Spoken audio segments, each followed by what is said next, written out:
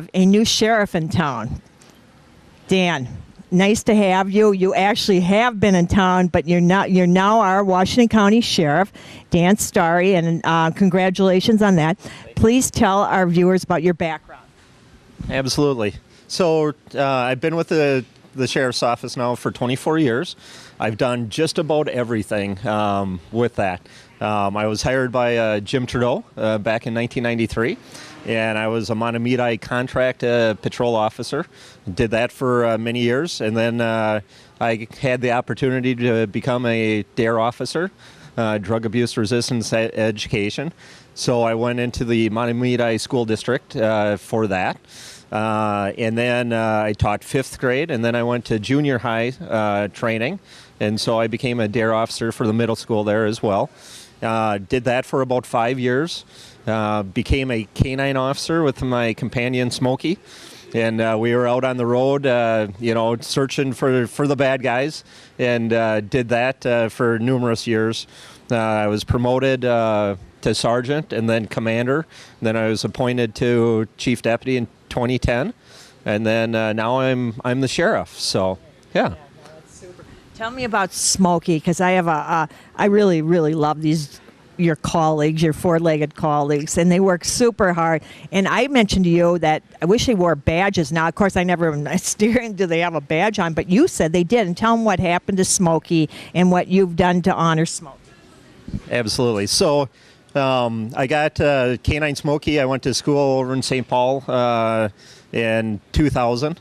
And so Smokey did have a badge. And so he did wear that on his collar. So just like what do we wear? And so with him, he was a very unique dog because he was a farm dog. And he actually bit the mailman. And so then he was donated to the St. Paul Police Canine Unit. And where is that considered successful? it was at that time, and so he had the right drive, he had the right play, and so I ended up with him, and we became great companions over the years. He was a family dog as well, so every night he would come home with me. My wife and my 2 children were young at the time, my 2 daughters, and they could lay on him and do whatever to him, and he didn't care. Once he was at home, he was not a police dog anymore. I mean, he just something in him just switched, where he went from police dog in the car to a house dog. He was very smart. Is that because of his upbringing, you think? It's not like he came in with I believe you're correct. I think you're right. I think his upbringing, being with the farm family ahead of time, I think he had that connection with that family as well. He was one of our police canines on our SWAT team. And so I started on the SWAT team in 1995. And so in 2000, he was, when we went through training, we put him through a SWAT school as well. And so he could go right in there with the team, and he usually led the team into a lot of areas, searching buildings, etc., for those fugitives or the suspects that we were searching for. And so just a great dog, a great personality. He could get along with the team. The team could pick him up, put him through windows, etc. I bet your family, when you would go to work, worried as much about you as they did about him. I would say yes. He just became a part of the family. And so he was, like I said, once he got home, just a totally different dog. But once you put on the uniform, once you got into the squad car, he knew it was time for business and he was ready to work. And but he did pass away. When he retired, he got to come home with us. We purchased him, and so he came home with us. And then from there, what we ended up doing, over the course of the years, he ended up with cancer and he ended up passing away. So we had him cremated, put him in an urn, and put his badge on the urn. And he sits on my desk at work currently. And we're still partners, and we'll be partners for life. What I like is that what was he, pretty much a juvenile delinquent when he bit the mailman? I mean, he got a second chance in life, and I mean that's what this is all about, right? When you arrest people, I mean, you want them to move on. I mean, you're not hoping, okay, I'm going to stop them from future arrests. You want them to blossom so you don't ever need to have arrests. Absolutely. That's one of the things that we do so great at the Sheriff's Office is that we have great programs within our jail. Our jail holds 228 inmates. Today it's about 200, but our average bed stay is about 8 days. It's not a lot, so we have a lot of turnover. But within that 8 days, what we want and what I want is I want them to come out better than when they came in. So if I can get them the assessments and the programming, whether it's anger management or getting them help when they get out, that's what it's all about. Because, quite frankly, there are fathers, mothers, sisters, brothers, there are neighbors, acquaintances. They live in the community. They are around. We all know them. And so I mean, they're coming back to us, and so that's what our focus is let's make them better than, when they came into jail. That's great. Now, you mentioned something that you help with Matamidi. Is Matamidi, this focus on this first segment I wanted to have on the Forest Lake, what happened there. I'd like to have some background. I was very impressed at how you came in when it looked like you had a chance to be in charge of Forest Lake's police enforcement, or their enforcement, the legal law enforcement. You stepped in and you said you saw the community outrage on that, and you said, no, let's work it out. And I was totally impressed because here you are, truly the new sheriff in town. And I think a lot of people kind of stepped back and said, whoa, we got kind of a star in Starry, okay? So, I mean, this is pretty impressive. So tell us about how many, first of all, a big background, how many cities and townships in Washington County use Washington County as their law enforcement agency versus their own agencies?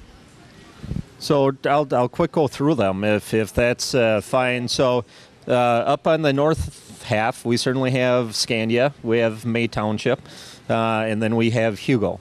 So those areas all have, in the city of Marine, they all have the sheriff's office, whether it's a contract city or just our general patrol area. From there, we have our central region, is what we call it.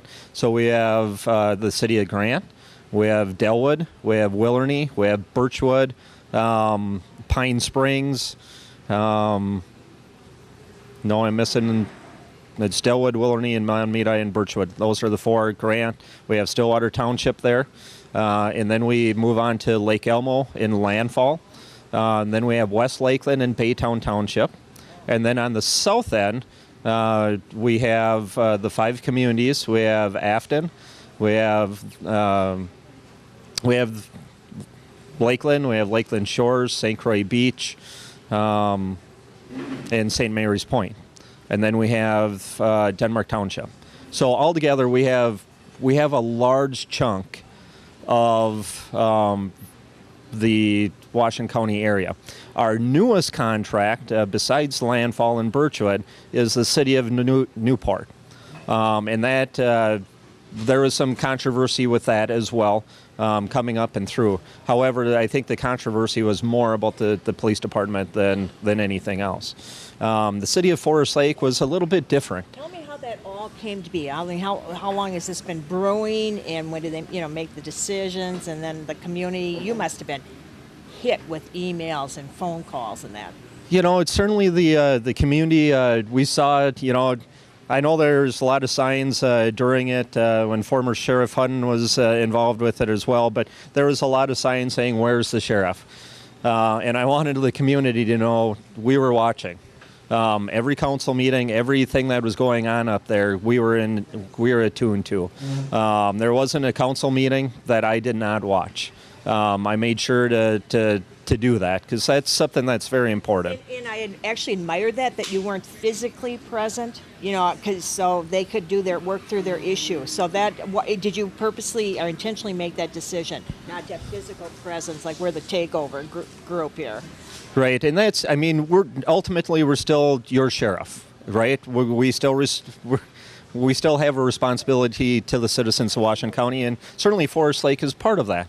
And so we figured if we were in the fray, then it becomes a battle between the police department versus the sheriff's office.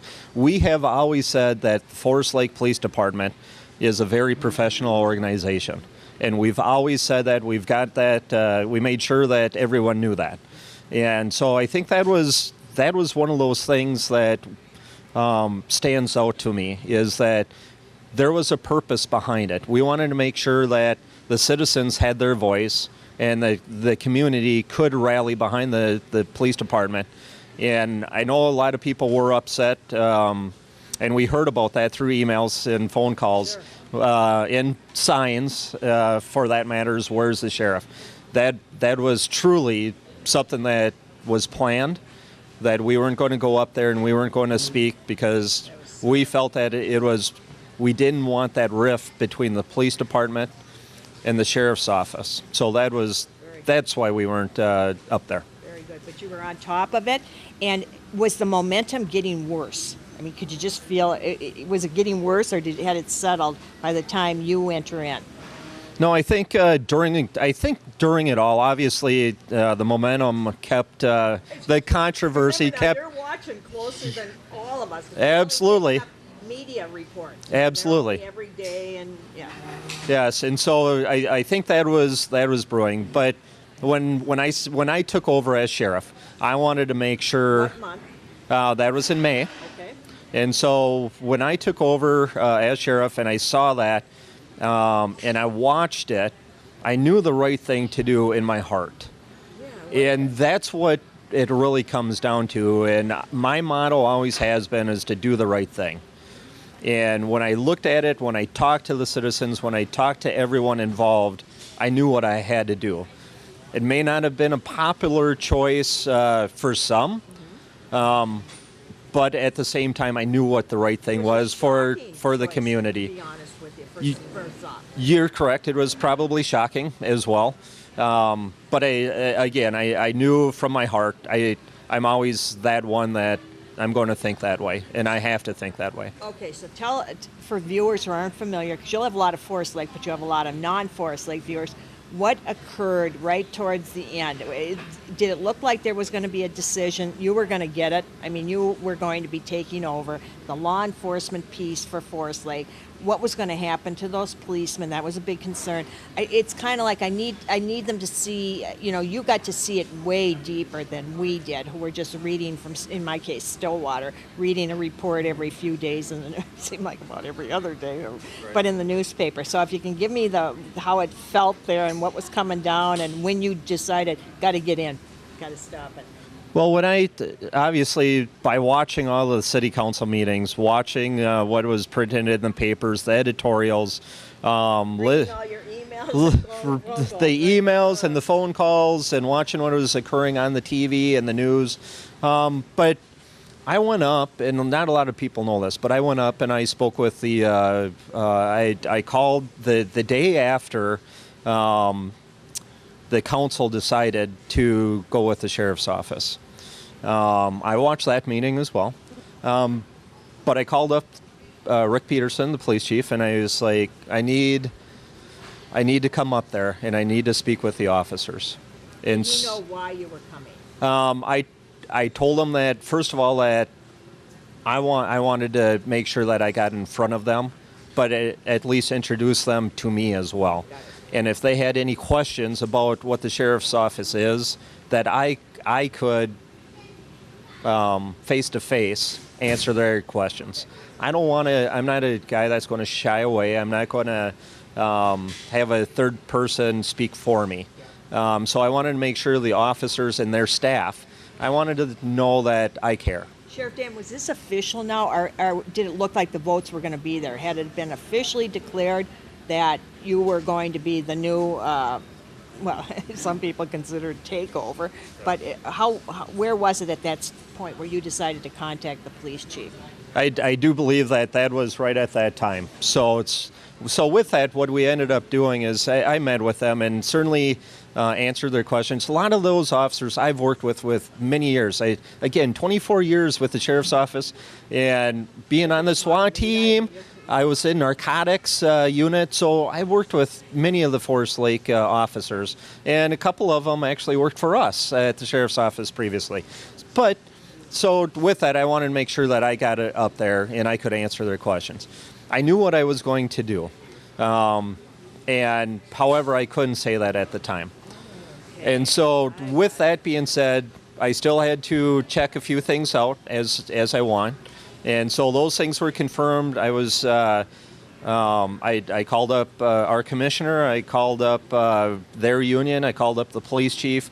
I met with the city administrator, and I told them all that I was not going to pursue the contract with the city of Forest Lake. Were they stunned? I believe so. I think for the most part, I think it was pretty much going down that way. It was pretty much the vote was pretty much in. And I think so. But like I told them all, I was like, I'm doing the right thing. And I know I can sleep at night. I don't have a problem with it. I thought you had a total pulse on that community. I really did. Yeah, and I know there was a lot of controversy of, the sheriff's office couldn't provide and that we were responding from the city of Stillwater. That wouldn't have been the case. We would have been responding right from the city of Forest Lake.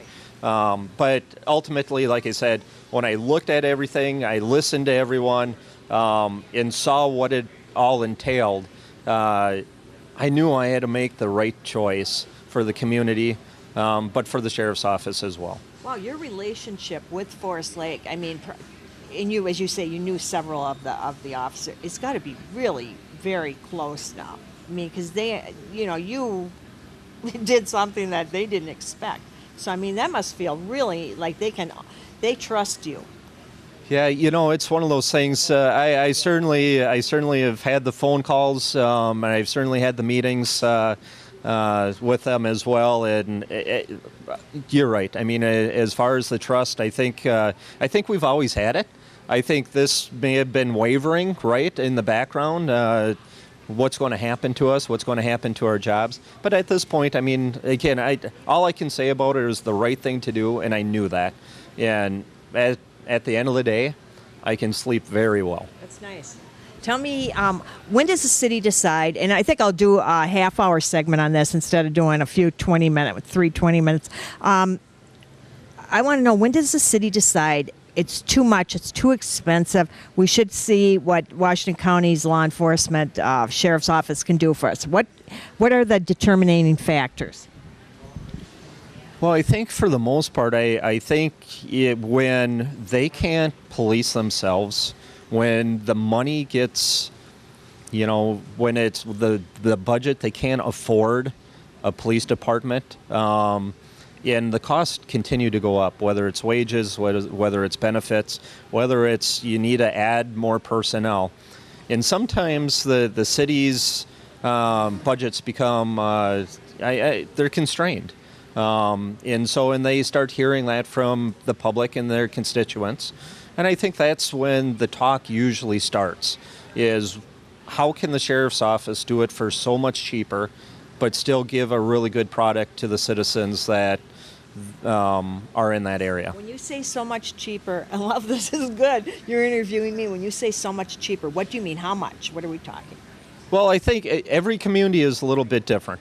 And so we charge, we charge back. It really depends. I mean, obviously Forest Lake just ended up with a new city police department building, and that always plays a role into it as well. But typically we can save cities money, and it's usually because the sheriff, who is already elected, is the chief. So you don't need a chief. Our command staff is already there, so typically you don't need a command staff, depending on the size of the city. Certainly larger agencies, you still need to have a rank structure with command. But when you start looking at that stuff and evidence and property and investigations, things like that, that's where that stuff is already in place at the sheriff's office. How come everyone just don't have you do it? Have you ever seen a county where the whole thing is done by the sheriff's office? At least in Minnesota, Are you aware of any? Not that I am aware of. Certainly, there might be. I just not aware of it. However, why? I think it's due to the public.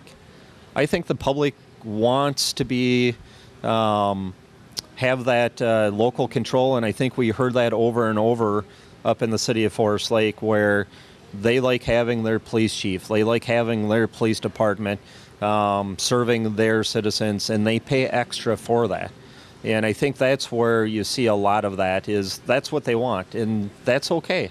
It's certainly, we are in the city, we're in and out, that's not our main area, and we'll assist the city in any way we possible, and that's what we do with all of our cities.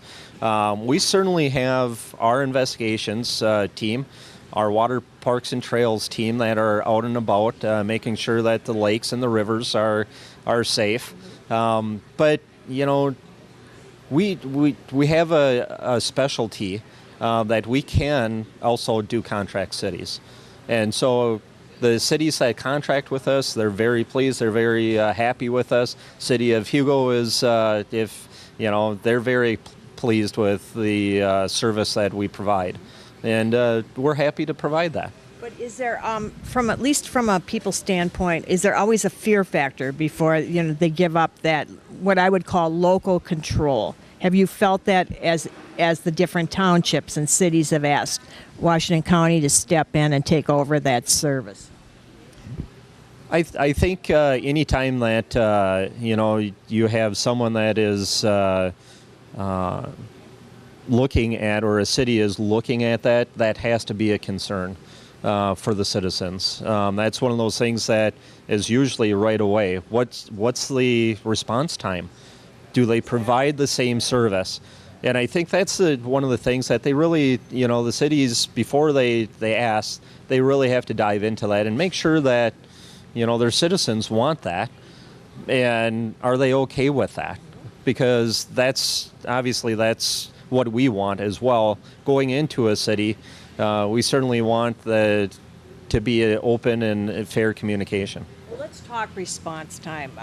Is there a big difference? Because you're right, that's probably the number one factor. Yeah, again, it depends what city you're looking at, but I would say as far as our response time, what we do is we have remote areas, and so we don't respond in our contract cities away from the contract cities. One of the big things that we've done recently is we've incorporated the sheriff's office right into the city. And we make sure that our office is located there. We have squad cars there. So the deputies do not respond to Stillwater, pick up a squad car, and then go to the city. That's one of the main things that we really have developed. And I think it's worked very well for the cities that we provide service for. And those deputies are right on scene. They go there. If there is an arrest, just like any city PD, they would have to bring them to Stillwater. But every city's got to do that, because there's only one jail, and that's located in Stillwater. I want to talk about multiple issues. One thing that stands out is the use of force, and that's been, we're so focused at the police, always the police level. We never hear about the sheriff, at least I don't, the sheriff's level. Do you have that? Is that on the radar for your agency? Absolutely. The use of force and what's been going on around the country. Certainly it comes to the forefront of all the police departments and the sheriff's offices that are throughout the country. It's no different here within Washington County. We certainly take notice of what's going on. And so one of the things that I would like to say is we're a premier agency. We were the first in the state, Washington County was, for the sheriff's office being law enforcement. 1849 is when we were founded. And so we pride ourselves in looking forward and making sure that we know what's going on and how to address that in the future. We started, there was just new monies in the legislature that they ended up with funding more training for law enforcement. And so for us, we started that many years ago. And so we have critical incident training, and we've been doing that. Remember, you use these words yes. freely, and we're like, huh? So critical incident training is a way for us to step back from a situation that is of a high crisis in nature. When we're dealing with an individual that may be a threat, however, there needs to be some negotiations, or at least a different way of talking to that person. They may have mental health issues. They may be in crisis of some kind. And it's a way for us to step back and really challenge ourselves within this training to try to do something different. Instead of going right to hands-on, is how can we talk with this person, and is there a better way or a better route to get that person to do what we want them to do? Well, that's all and good. But Absolutely. You have a gun at you. How much are you going to say? Well, let me sit back here and let me. Totally different scenario if there's a gun pointing at you, and I want the citizens to know that as well. But with our CIT training, we will have almost 80 to 90% of all of our staff. We have 254 employees, dedicated employees that work for the Sheriff's Office. We have another 150 part-timers and volunteers that work for us. We're going to have 80 to 90% of our employees trained in critical incident training by the end of this year, which is 2017. That is significant. The monies don't start until 2018 for the state, so we're already way ahead of that. We see and we hear from our deputies all the time that when they get out at a scene that is volatile, that LIST training has helped them. Whether it's out on the street, whether it's at a residence, or even in the jail. They take that extra precaution and that extra mile to say, can I use this training? And by and large, this training works. And that's why you're seeing the state step forward and say, this is worth training. Because if we can save one person's life or risk an injury to an officer, we're all about that. And that's what it's really about, is let's make sure that the subject and the police officer go home safe at night or get that help that they need for the future. And their canines go home safely, too. Absolutely. Can you give me some experiences over your lifetime in law enforcement that were absolutely beyond scary? I mean, you'll never forget them. They were that frightening to you. You believed it was, for you, your life was at stake. And there have probably been many. But. I think every officer, every deputy has those moments. I was on the SWAT team for 15 years within Washington County. And in those Explain SWAT team for those who don't know. SWAT team is a special weapons and tactics group.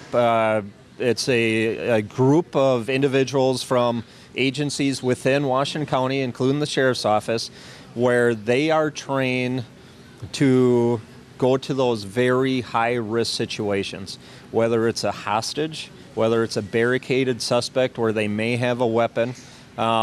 It's those type of situations that the SWAT team gets called to.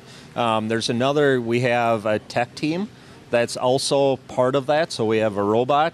Instead of us entering the house, we just had one about a week and a half ago where we sent in the robot. Badge or no badge? No badge. Okay. But the robot went in and actually woke the person up.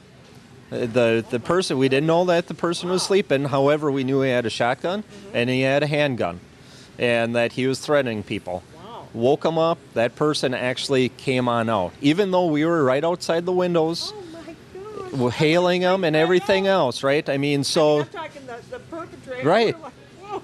So we have that tech team, Fascinating. and then we also have a negotiations team as well, and they are fabulously trained. They are, again, we talk about the CIT training. The FBI, they're trained by the FBI. They have the specialized training that they can, it's like in the movies, right? But they really can. They can call into the individual and actually build a rapport with them. And for the most part, talk them out of the residence. We see that time and time and time again where we don't have to go in. we rely on our skills and our abilities to talk that person out. And again, that goes back to the CIT training. Right. But as far as scary moments, there's Yeah. always scary moments, whether it's police pursuits, Yeah. whether it's on the SWAT team. But yes, there have been occasions where you're in an area and you're one of the first ones on a string ready to go into a house, or you have to go into that house, and you know, and you're hoping everything will work out just fine. How So much second guessing goes on? You know, you say, "Oh, wow, this didn't." You know, like someone gets killed, and it's like, "Wow, you certainly wouldn't have." You know, you wish you could have done things different. I think every situation that we come upon across the nation, overseas, I think we look at that. I think law enforcement, that has to be their planning, right? That's got to be in their scope of what's occurring elsewhere, what works, and what does not work. And I think that's up to us as management, but also as the officer on the street. We have to figure that out, and we do have to learn from past mistakes in incidents. Now, I know Minneapolis, of course, has had questions on whether some of their officers are given the right training or enough training. Will you explain how your officers are selected? Are they almost always from police force, city or police force, or how do they come? What is their background, educationally, training, things like that? Well, I think we have an excellent staff, and it's just not the sworn that are out on the street. It's also in our jail as well. But as far as law enforcement officers that are out on the street, we make sure that they go through a series of interviews. First of all, we want to make sure that they are the right fit for the sheriff's office and for our community. Give me an answer that they would give where you'd say, you know what, I don't think they're going to work. Well, You probably have heard. if I do that, then everyone's going to use that, right? All right. There's But no, that where they give an answer where they'd say, I mean, that it wouldn't work. I mean, you know, like, okay, gee, I really enjoy guns. Taking. If someone said, yeah, I really enjoy guns and I like to play with those guns, and Right. that's a red flag. Yeah, okay. That's right. That's probably a red flag, and we'd say no. But through the series of interviews, we also bring in the community. And so we do. And so we have a panel of community members that will come on in, whether it's from the cities, whether it's from the county, but they also come in and they have that opportunity to see what our interview process is, and They get to ask questions? they get to ask questions, and they get to grade those individuals as well as we go. And I think that's really key. I mean, we really need someone that's going to fit into our community. Absolutely. So we make sure, that they cross all the regular check marks, right? That they have their education, that they have What their kind posts. of education are you looking for? Uh, Is there any set one? Certainly in Minnesota, you have to have a 2-year degree. See. And then they have to go through a skills program as well. And then once they have that, then they have to take a post licensing So can the 2-year degree be in any? It has to be in law enforcement? in law enforcement. Okay. Yes. Otherwise, That's not everywhere like that's that, right? well, that's within the state of Minnesota. Okay, just Yep. And so with that, I think the 4-year degree, we're seeing a lot of students. They'll get out of high school, they'll try something, or they'll get out of the military. But the 4-year degree, when they come in, I think there's some life lessons that they've learned through college, and typically it's a criminal justice major. But we have a lot of 4-year degrees. We have some with our masters that are within our ranks as well. And I think just because you have an education doesn't mean that you're the right fit. You still have to have the right fit, but the education certainly is a big piece going forward. And so what we end up doing is, we look at that. We look at their background as well. Have they been in trouble? Have they not been in trouble? Your dog was in trouble. My dog was in trouble, and he got a second chance, and sometimes that is okay, right? Right. And so we certainly look at their background and ask those questions about that. From there, they end up they have to pass a physical, And then they have to take a psychological as well. Do you find more male applicants or not necessarily? You know, I out there, yes, I think that's correct, and I think that's changing some degree. I think certainly the diverse candidates, whether it's a female or someone of a different culture that are coming out, and we have to be reflective of our community. No matter what, we have to do that. But we have to make sure that we have the right fit and that right person in there. When it comes to different minorities, are you making sure that they're represented within your agency? Absolutely. Like I said, I think, whether it's in the jail or out on the street, I think we have to be reflective of our community. But if they don't apply, I mean, what I mean is, are you out to We- try to recruit? You know, we recruit everyone. I think coming out to Washington County, we have a great department, and we don't have a lot of people that leave. And so the openings are few and far, but we are always out there recruiting.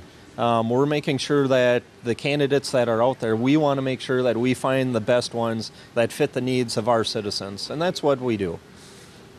When you were a little boy, is this what you always wanted to do? It's a good question. It really is. I was about 7 or 8, and I knew that this is what I wanted to do. Little badge? Did your mom give you a little Absolutely. badge? Big on those badges. From when I was little. I mean, that's one of the things. When I was growing up, the theme song to SWAT was popular, and it was out there, and there was a TV show and movie and stuff like that. So those are the type of things that, I don't know, it draws you to it at first, right? But during high school, everyone knew that that's something that I wanted. Now, I didn't go right into it. I became a paper delivery person through high school. I worked in a restaurant.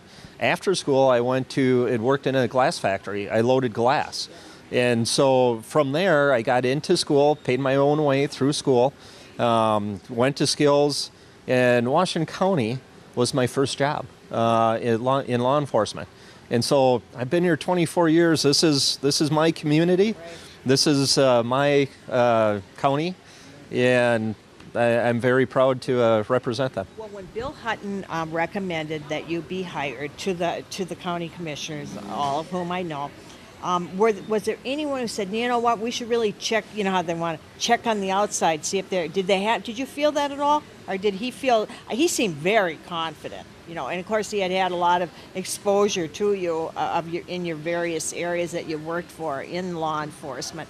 But did you get any pushback from well, let's just look around here and see what we got? I had no pushback whatsoever. I certainly, certainly talked with all the commissioners, and going forward, I mean, I have a great relationship with them all as well. They know what my expectations are for the office, but they also know that I will do the right thing when push comes to shove. And I think the citizens know that as well, also about me. That's just one of the things that I've always done. Now tell people where Bill Hutton is right now. Bill Hutton is the executive director of the Minnesota Sheriff's Association. So as the executive director, he is overseeing all 87, there's only 87 of us, sheriffs in Minnesota, but he gets to represent us as his association. This came as a surprise. I always thought he would retire as sheriff, as have a lot of the predecessors done that. But is that normal? I mean, that was an opportunity of a lifetime, I thought. I think you're right. I think if you ask him, and I certainly have, that was his plan. When he was elected, he was going to serve out his 4-year term, and then he was going to retire. And this opportunity came up, and it was a hard one to pass up. He continues to work for the sheriffs that he's so proud of. So, which is a really unique opportunity. And for me, I still continue to be able to work with him as well. So it's a really cool opportunity. Now, what was interesting, a statement you just made earlier, where you said that you get very few people who quit. Why? I mean, what is it in that environment that just makes people stay. I mean, obviously you have to be treating the employees very well, but you just normally get recidivism, and it's like this. Why is this? I think for us, it's that it's the culture. It's the culture that the sheriff, but also the county board sets going forward. I think the expectations are pretty clear and simple that we're going to represent the citizens of Washington County in the best way that we can, and all of our employees know that. And we hire the right people. They want to. Everyone gets into it for wanting to do the right thing, and that's really key. When you go to emergencies or you deal with emergencies day after day after day, you have to take care of your employee. You got to make sure that their mental health, their well-being, their physical self is well. But I think, having the county commissioners and the county administration really looking after the employees of Washington County, I think that helps a lot. So we opened our jail. Most of our turnover right now is from retirements. We opened our new jail in 1993, and so it's coming up on a few years, and a lot of those correctional officers started back in 92, 93, training and getting hired. And so you're starting to see that now where those employees are starting to leave with their retirements.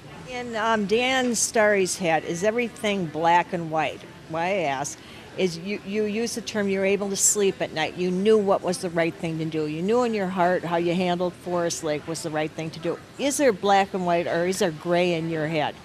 There has to be gray. There's no doubt about that. I think you have to look at everything from every angle.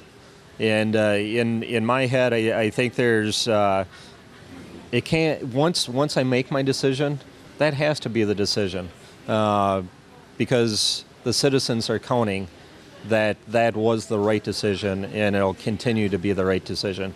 We all make mistakes, there's no doubt about that. But I think for me, like I said, especially in that, I went home and I slept the best that I ever slept that night. It's just one of those things that when you do right.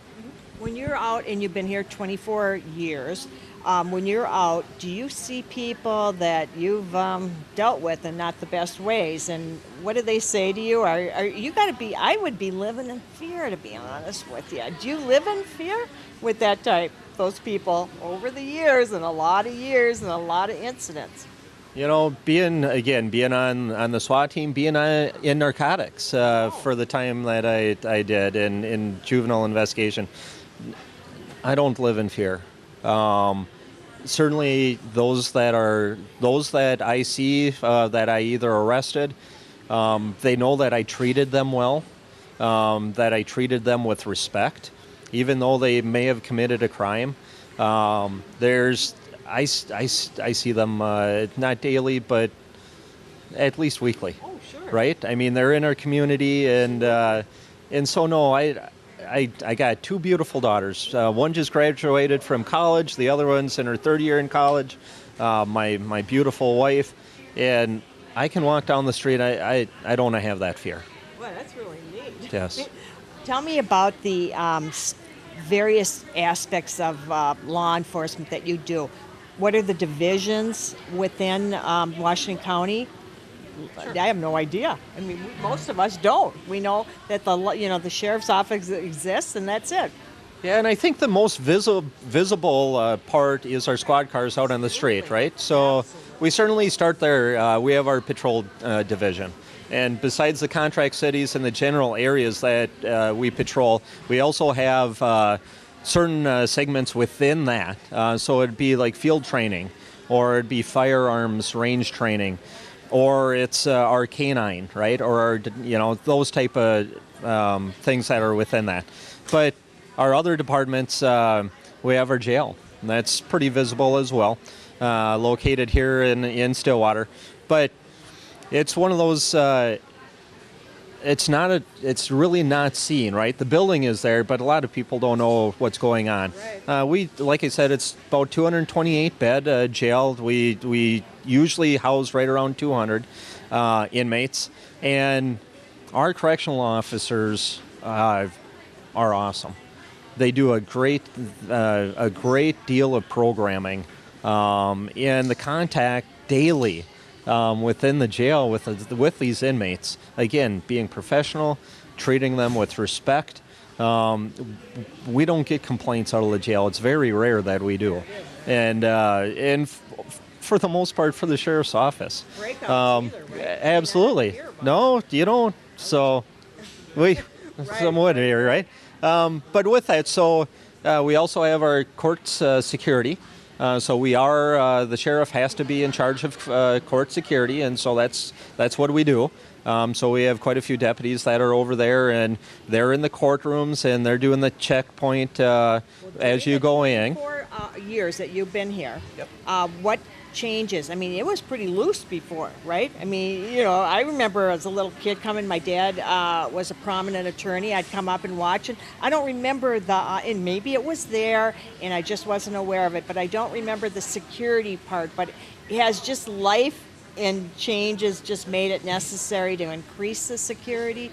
Yeah, I think in the courts, obviously it can be volatile, right? I mean, that's where potentially divorces are coming in, and the couples may not be getting along, right? Or there's a trial that's high profile, and the other family that could have been the victim's family, they certainly,